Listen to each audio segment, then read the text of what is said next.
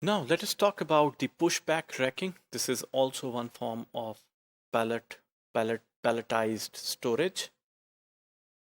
A pushback racking is another form of dense storage system and also has the advantage that each level in the block stack can be accessed individually. So what would be the difference between this and satellite racking?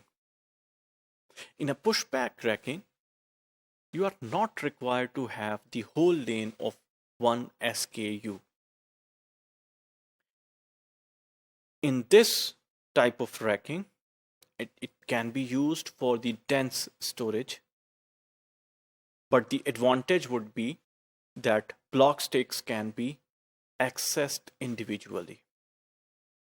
Even if you have narrow aisles with you, that would not hamper the pushback racking. So let us look at the pushback racking. This is a diagram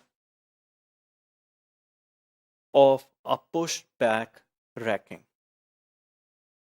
So there are racks in which the pallets have been pushed back, and you can easily lift from these racks any individual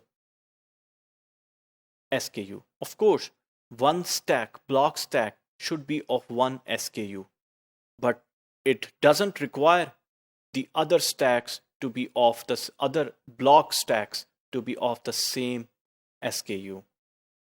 So different type of SKUs can be stored in this type of pushback racking.